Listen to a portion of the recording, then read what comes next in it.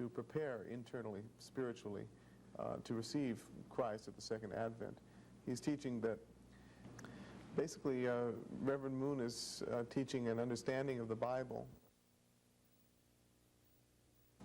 Do you see any of the people that are now members of the church going back to the denominations from which they felt they were not finding the right answers?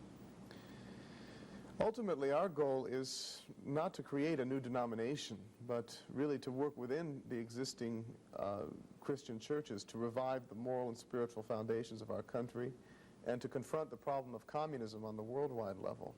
So in the initial stages, many people who were disillusioned with other churches have joined our movement, but now we find many of our members attending other churches on Sunday and serving in those churches. We don't see ourselves in competition with other churches, and it's our hope that other churches will be successful because they have an important mission from God to accomplish.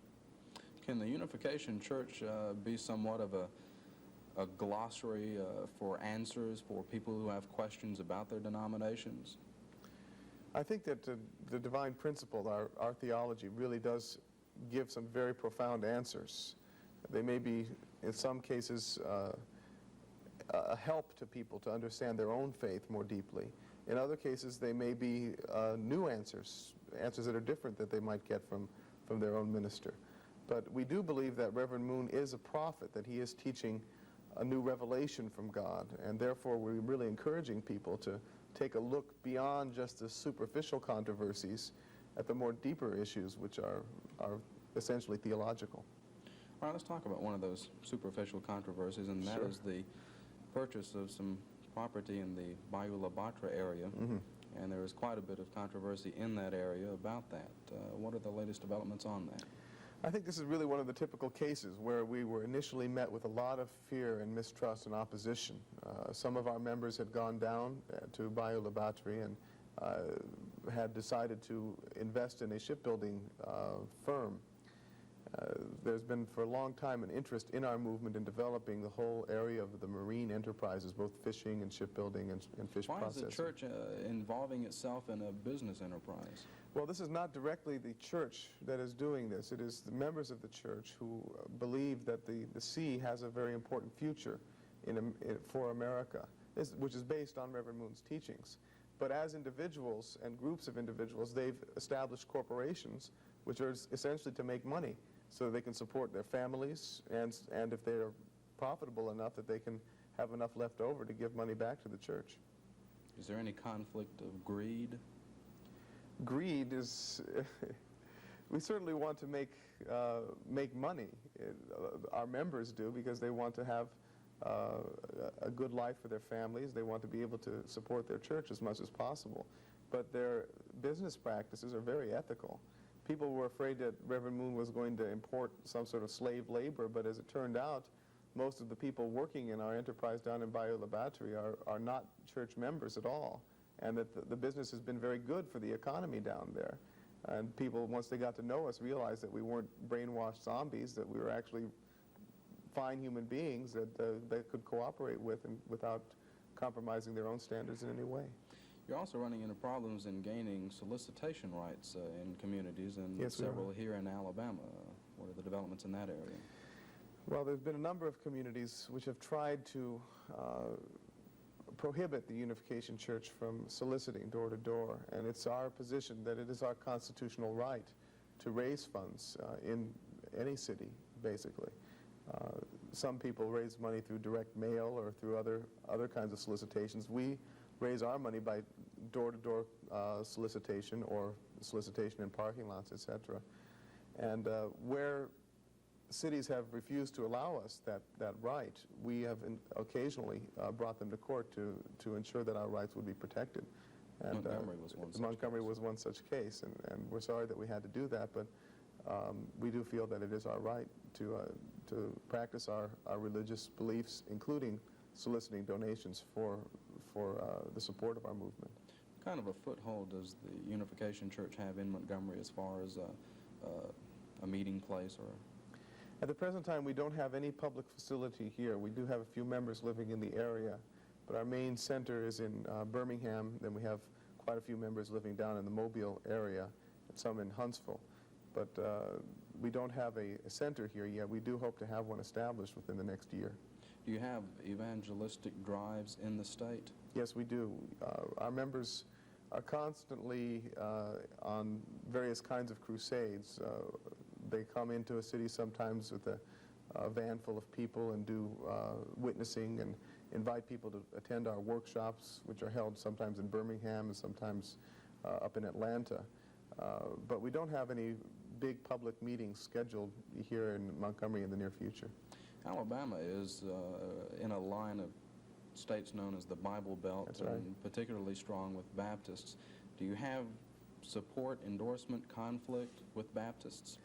I hope we don't have any conflict. We certainly don't have any endorsement. One thing that Baptists are pretty strong on is the right of religious freedom, because, of course, in the early days, the Baptist Church was victimized quite a bit by religious persecution themselves. So we do find that among the Baptist churches that most people support our right to practice our religious beliefs, even though they might not agree with them totally. What are the plans for the Unification Church in Montgomery in the next coming years? We expect that within the next year we will establish a center here, which would basically be involved in teaching the divine principle, inviting people to hear our teachings. And if we can succeed in getting a strong enough foundation of membership, then we would like to also engage in various kinds of educational programs or social service programs as well.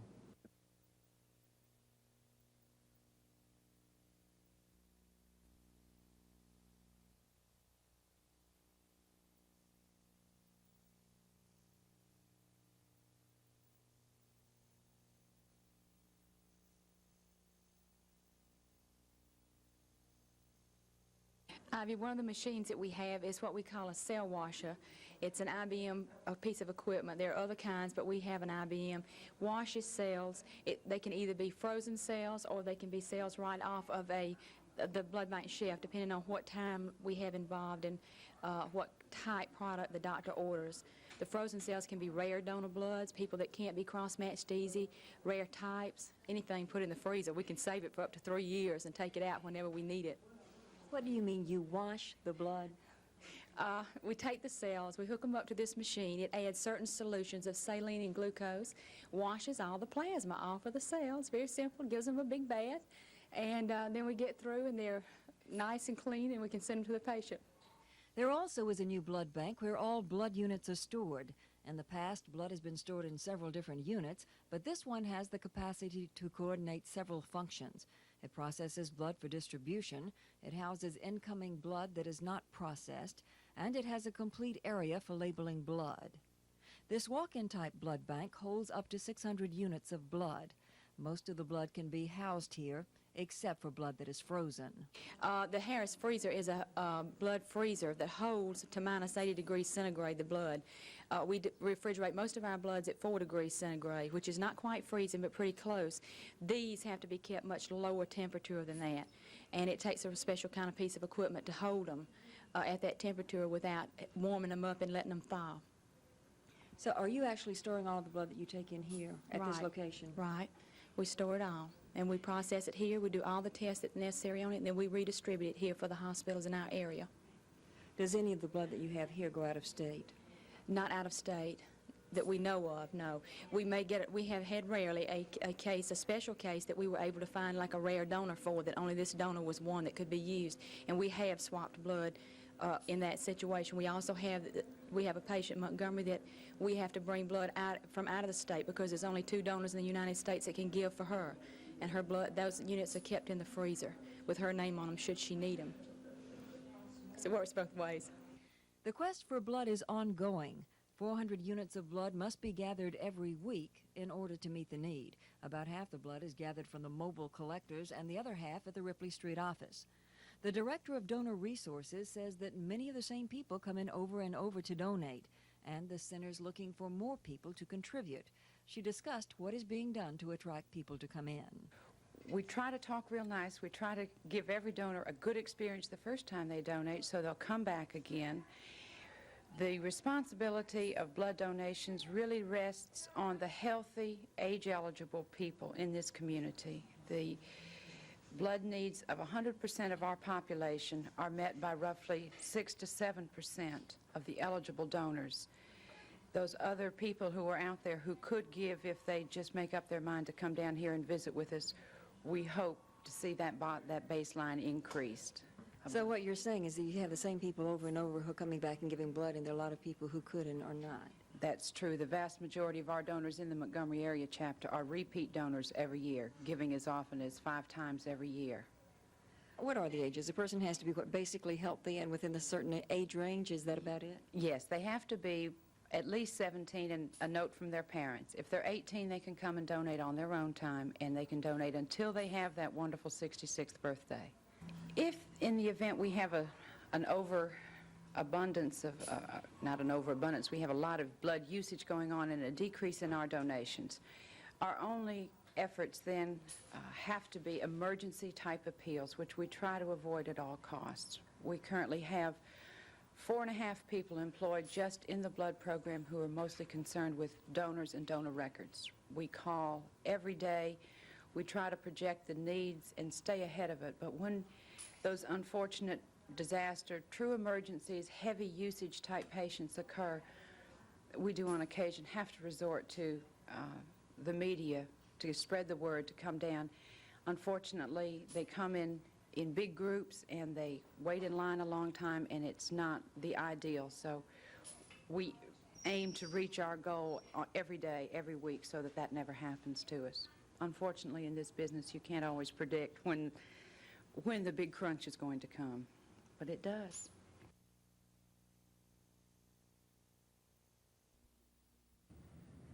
The defendant Vincent Berard's taped confession was played in the courtroom today. On those recordings, the 18-year-old defendant told Montgomery Detective Sergeant Ed Alford how he shot the victims, Thompson and Smith, to death. Berard: "They let me in the skating rink. We played pinball for a while. Later, when they started out the door, I pulled the gun from my belt and I shot them." Detective Alford: "Why did you do it?" Berard: "I don't know." At this point on the tapes, Berard began to cry, saying, "I can't tell you why I did it. I shot my best friend for no reason at all." Detective Alford once again: "Did you have an argument with Smith or Thompson?" Berard: "I didn't know Thompson." During the tape's evidence, Berard stared down at the defense table, motionless and silent. The tapes were played to a hushed courtroom. There were tears today from the victims' mothers. Mrs. Thompson broke down as Berard's tape was played. She had to be taken out of the courtroom. Jeff Smith's mother, also in tears, left the court as Berard was asked by police how many times he shot his victims. He answered to that question, "I emptied the gun." A witness for the defense, Mr. Ted Fry of East Alabama, said that Vincent Berard showed signs of psychosis, schizophrenia, and that he was paranoid. He described Vincent Berard as being withdrawn, a loner who had difficulty in relationships with other people. Defense attorney John Capel says he's trying to show that the defendant, Vincent Berard, is insane and was insane at the time he committed the murders on April 13, 1978. The state is saying that Berard is sane and should be sentenced to death for the murders of Smith and Thompson. At this point, it's not known when the jury will receive the Berard case to make a deliberation on whether or not the young man should be sent to a mental institution or die in the Alabama electric chair. But we've been told it will possibly receive the case tomorrow by midday. This is Norman Lumpkin, WSFA TV News at the Montgomery County Courthouse.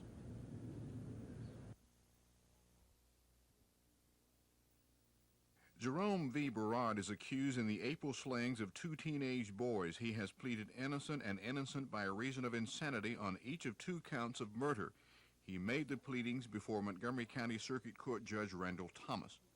Berard is 18 years old and he lives at 3919 Fairfield Drive. He has been in the Montgomery County Jail since the April 15th arrest. The trial began today in the shooting deaths of John Bunky Thompson, 16, of 5290 Cochran Circle, and Jeffrey Smith, 14 years old, of 536 Avondale Road. This is a photograph of 16-year-old John Darren Thompson, one of the victims that Barad is accused of shooting to death at Skatehaven on that April night. During the trial today, gruesome photographs of the murder scene were introduced as evidence. Barad was dressed in a light blue shirt and slacks. He stared down at the defense table during most of today's proceedings, his hands folded on his lap. The mothers of 16-year-old John Thompson and 14-year-old Jeffrey Smith wept during most of the proceedings as Prosecutor Richard Bentley went about the gruesome task of presenting photographs of the bloody, battered bodies of teenagers Smith and Thompson. At several points during the Barad murder trial, defense attorney John Capel objected to the continued use of the bloody and gruesome photographs of the murder scene at Skatehaven on April 15, 1978. But Judge Richard Emmett allowed the state to continue using those photographs. WSFA TV News has learned of an alleged escape attempt by Barad and of a possible plan by Barad, allegedly, to assassinate Montgomery County District Attorney Jimmy Evans. We've been told by sources close to the situation that statements have been taken from Montgomery County Jail inmates outlining Barad's alleged attempts on the district attorney's life and Barad's plan to escape from the county jail. We've been told by those sources that the inmates told county investigators that Barad had planned to use either a garrote or a block of concrete to render a guard helpless to make good his escape. Information on the alleged attempted assassination of District Attorney Jimmy Evans are not known at this time. The trial is expected to continue for several more days. This is Norman Lumpkin, WSFA TV News at the Montgomery County Courthouse.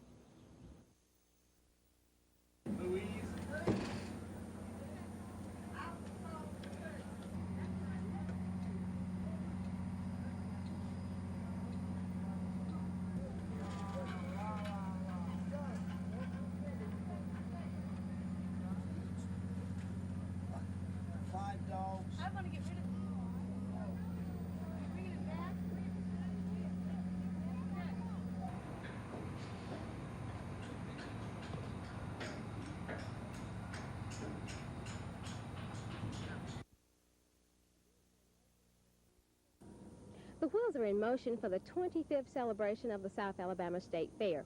This year, the fair has many of the old favorites, such as the midway rides, the carnival shows, and the animal attractions. And among many of the new attractions this year is the three-ring international circus. Full-scale circus. It's a three-ring circus, and we've never had this before. It's the first time in 25 years.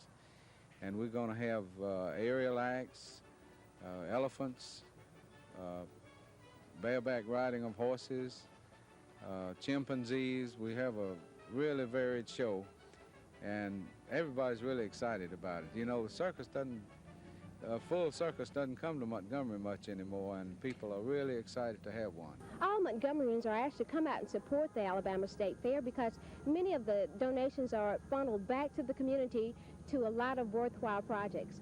From the South Alabama State Fair, Janet May, WSFA TV News.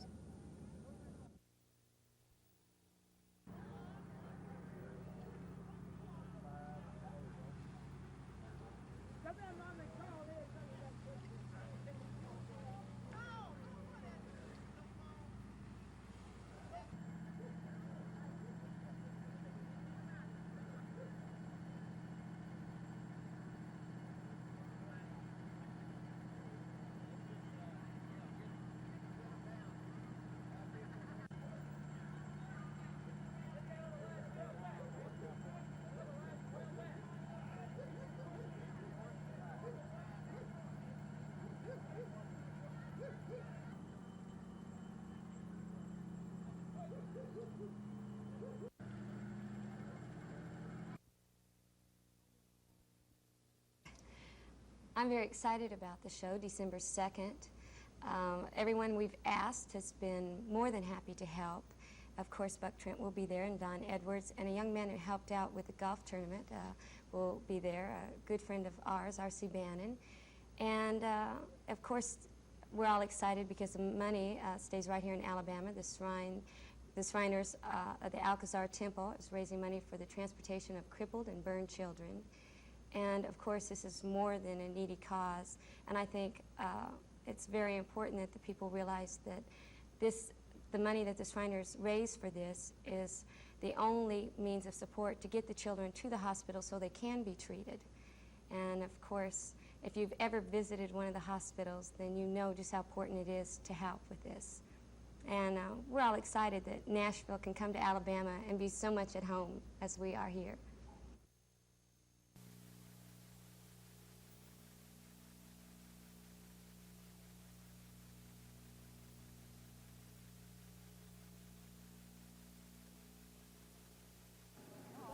They came to Stillwater's Resort for a weekend of golf at the invitation of country music star Barbara Mandrell.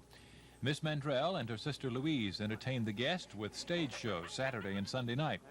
24 sheriffs from over the state gathered together a field of 24 foursomes, each member of the foursome making a contribution of $200. Stillwater's donated their facilities. Scores of businesses around the state gave prizes to the golf winners. Participants and spectators were royally entertained by the talented Miss Mandrell.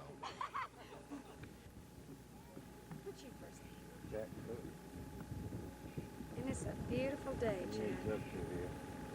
We came from Montgomery. Well, bless your heart. We're so glad to have you. Hope you're having a nice time. Enjoy your music Thank very you. much. Thank you.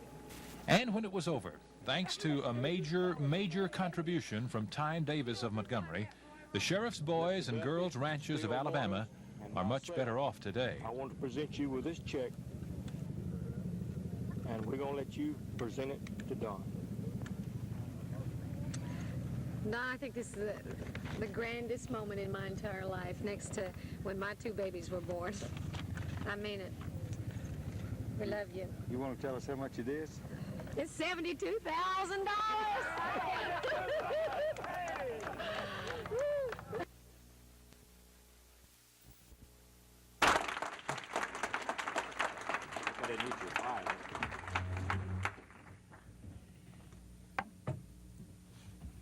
Can you hear me on the left?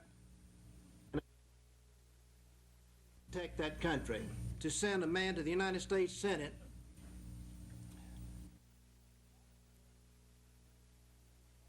And I want to say very candidly and very honestly, I understand that for Jim Martin to win in Alabama, he's going to need Republican support, but he's going to need independents and Democrats and those who share his concern about government, those who share his concern about inflation and taxes and spending and overregulation.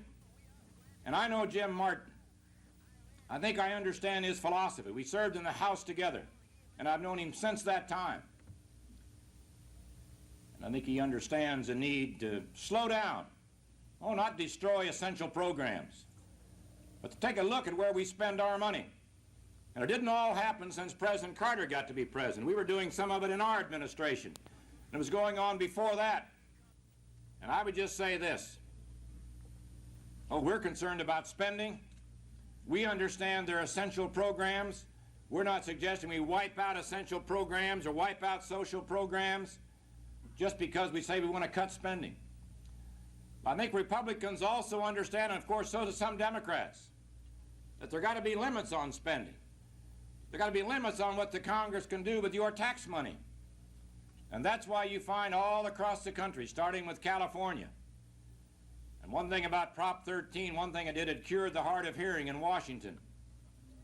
And we're getting more and more members of Congress, Democrats and Republicans, responding. Yourself to believe that putting Jim Martin in there will turn this.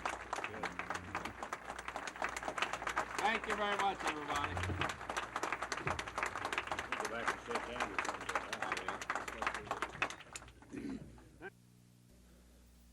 This week, the State Department of Examiners of Public Accounts released an audit of the Lowndes County Commission. Among the problems cited in the report was the lack of a county budget for 2 years.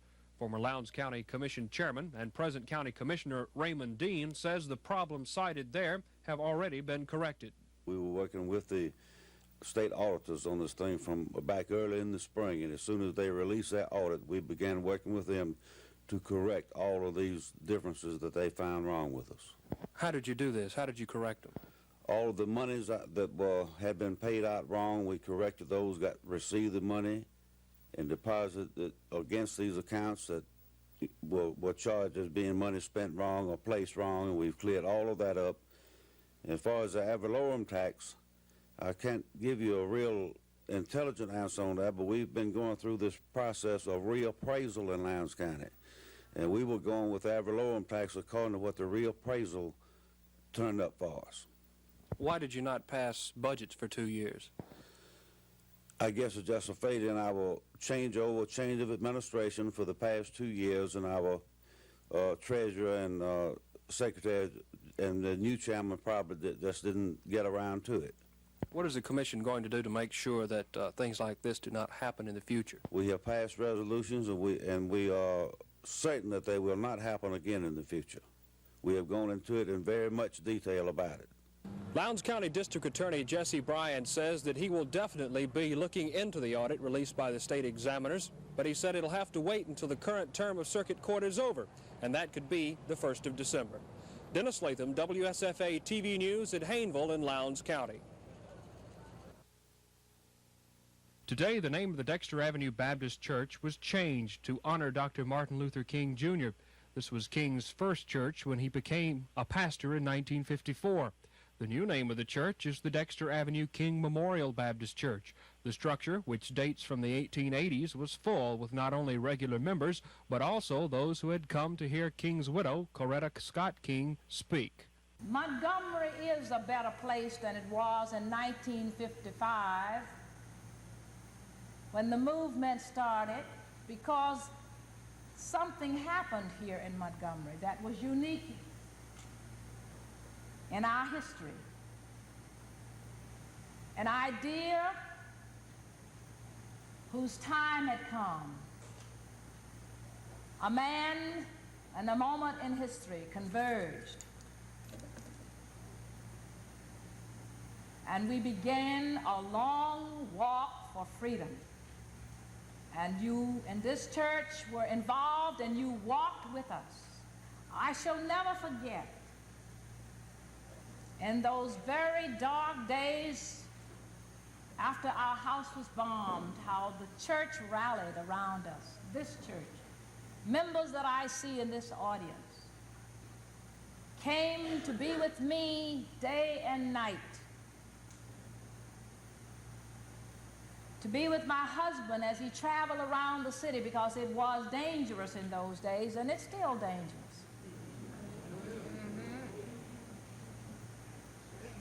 I can never forget you,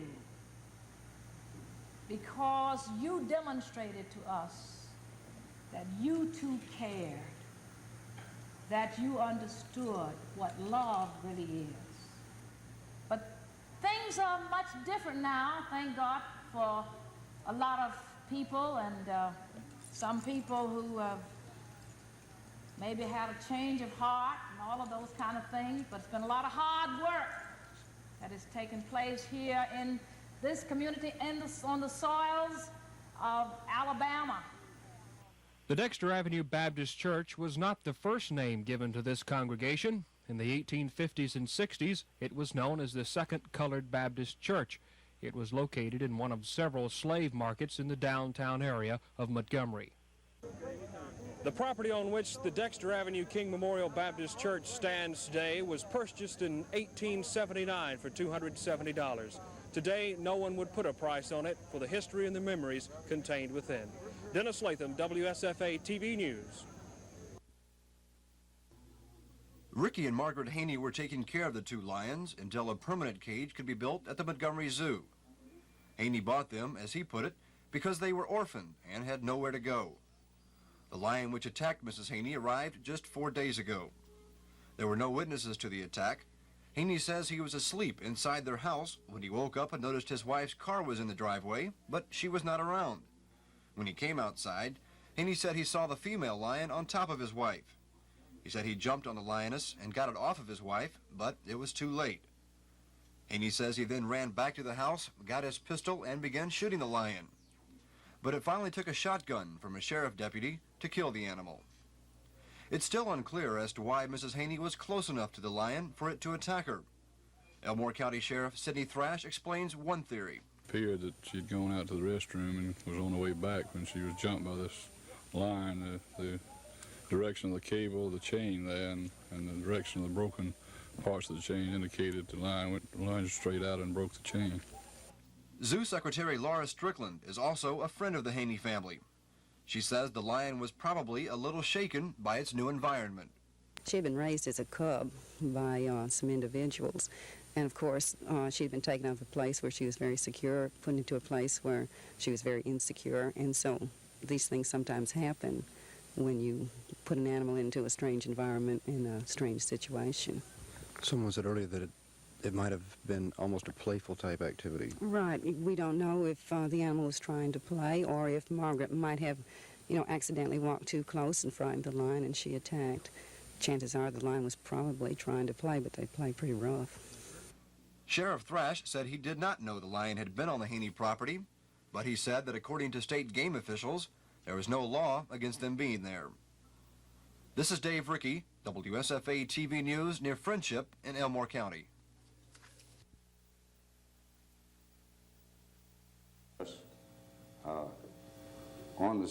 On the subject that now we do know something about the environment or ecology. Governor Wallace.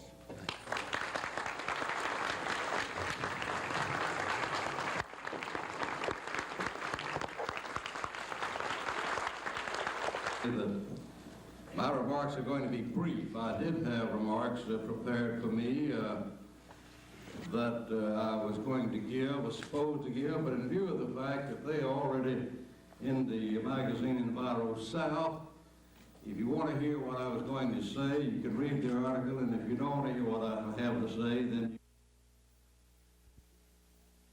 It's a fact that he declined to vote on a bill appropriating money for aircraft, missiles, naval vessels, and tracked combat vehicles. It's a fact that he refused to voice Alabama's position on 4 Defense Department appropriations bills, one of which allowed a roughly $550 million slash in American defense funds. And it's a fact that my opponent did not see the importance of a bill making it a federal crime to aid foreign powers or groups engaged in armed conflict with the United States. Now, he says he voted on the major issues, yet he missed numerous critical defense votes. Apparently, national defense